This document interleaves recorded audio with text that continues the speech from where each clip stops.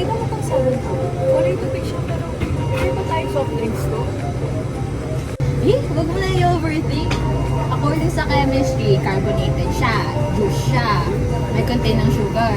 Sure na, soft drinks yan.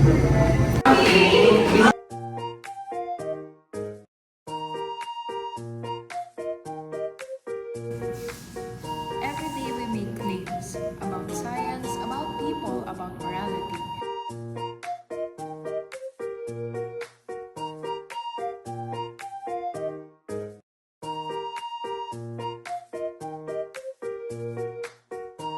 But behind every claim lies a question: what makes it true?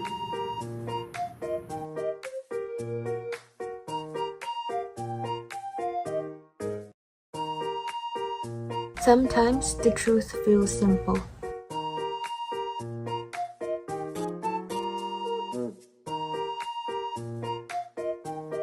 Other times it depends on how we look at it.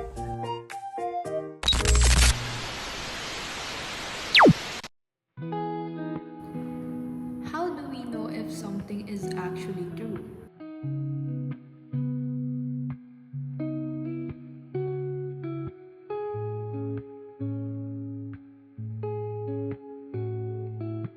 That's the question philosophers have tried to answer for centuries. That's why we have different ways or theories to think about truth.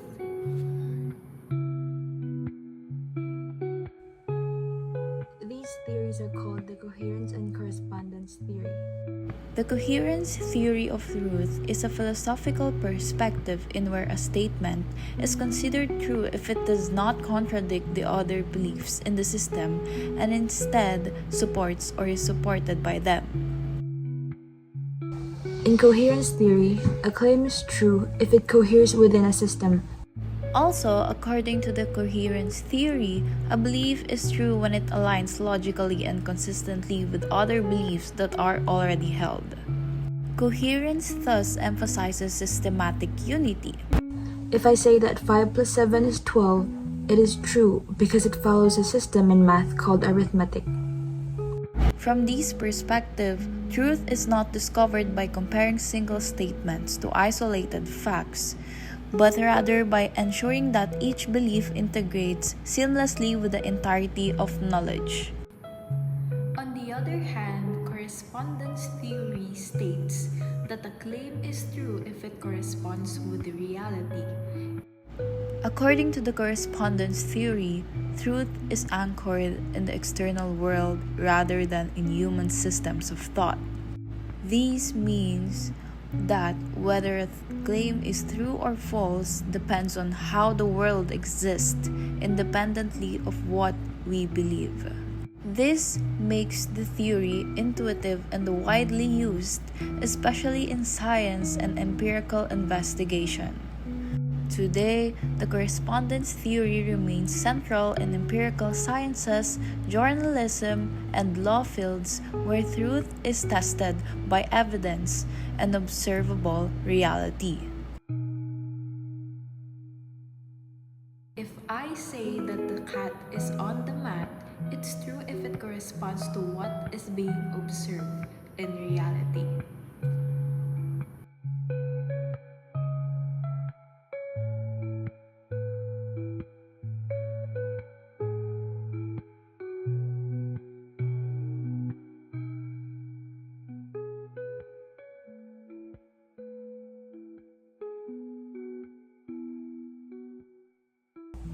So we talked about the truth fitting with what we know, or matching reality. But sometimes, we can't just guess or go by what seems right. Cause nobody does it like you. I like the way that you move. That's why I never go through with leaving you. Everybody's Yes, realist thinking says we have to check it with real evidence. Under realist correspondence, truth is objective and mind-independent. It rejects the idea that truth can be relative to belief systems, cultures, or languages. Instead, What makes a belief true is that it corresponds to how the world actually is, regardless of whether anyone recognizes or agrees with it. It also underpins legal truth seeking, where facts must be established independently of testimony or belief. Like, if someone says this orange is fresh, the only way to know is by seeing, smelling, or tasting it. Even if different cultures or individuals disagree, truth in the realist sense does not change. It remains fixed in the reality outside of human thought. Just like this orange, you can touch it, see it, and even taste it. But what if the claim can't exactly be tasted or can't be seen? That's where intersubjective consensus comes in. The intersubjective consensus theory of truth holds that a statement is true if it is agreed upon by a community of rational subjects under conditions of open and free discussion. Basically, it's when a lot of people agrees on something, so we treat it as a reliable truth.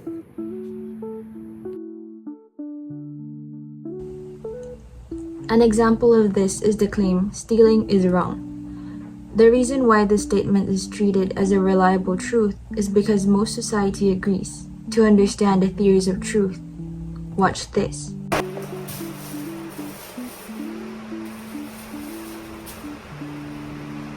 One orange, two orange. Paano mo nasabing two? Kasi according sa arithmetic, 1 plus 1 equals 2. Alam mo, dala-dalawa yung binili natin, hindi naman natin alam kung matamis to. Sus! Ititikman mo! Hindi. Trip ko kasi siya kainin mamayang gabi, kaya kahit din na natin tikman kasi sabi naman nila, yung brand ng orange na to, matamis daw, kaya baka nga matamis nga. Na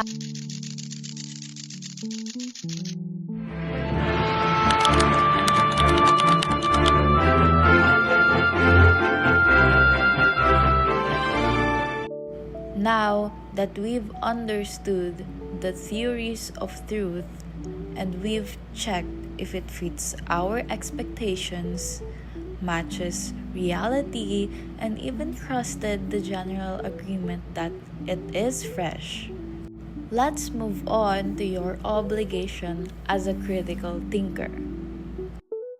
Because what if someone claimed that the orange that we have claimed that is fresh earlier was rotten or super sweet without proof? Then we cannot just accept it. That's the point. Being a critical thinker means never believing a claim without adequate evidence. When we say we can't just accept it, the point is that critical thinking requires skepticism, inquiry, and evaluation before believing. But if the evidence is the inadequate one, we have two options: reject or suspend judgment. But it is important to know that not all claims are the same. Some things we can know for sure, some we might figure out eventually, and some maybe we can't ever really know. They are called the realms of knowledge claim: the known, knowable, and unknowable. The known refers to facts, truths, or knowledge that humans have already discovered, understood, and can verify. These are the things we have evidence for, theories that are tested, or experiences we have already processed. The knowable refers to things that we do not yet know but which can, in principle, be discovered through research, reasoning, and experience. While the unknowable refers to truths or realities that humans can never fully comprehend or access, no matter how advanced our knowledge becomes. Let's pick this orange as an example. We know that this fruit is sweet because we tasted it already. That is in the realm of known. But the claim that this fruit will grow well in our backyard, that's in the realm of knowable because we do not know it yet, but if we studied or experimented, we could figure it out in the future. And some claims are just in the realm of unknowable, like whether oranges exists in heaven. Hence, we can say that the known and knowable are provable claims, while the knowable falls under the unprovable claims. Thus, the distinction between the known, the knowable, and the unknowable shows that while human reason can grasp and prove certain truths, it must also humbly recognize the boundaries of what can never be proven.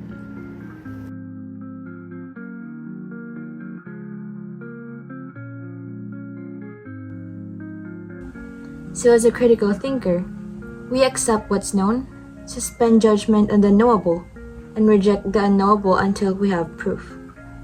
Recognizing these distinctions is essential for critical thinking, as it guides us in determining when to accept, question, or suspend judgment and reminds us of the inherent limits of human cognition. Before that, we also need to know the type of claim we are dealing with. What do you mean? Well, some claims are empirical while others are evaluative. Empirical claims can be checked with evidence, while evaluative claims are about opinions or morals. You can't just taste or measure it. It could depend on what people agree on. Therefore, we can say that empirical claims are statements about the world that can be tested, observed, or measured, relying on evidence and experience to determine their truth, while evaluative claims, on the other hand, involve judgment of value, ethics, or quality reflecting beliefs about what is good, desirable, or important, rather than what can be empirically verified.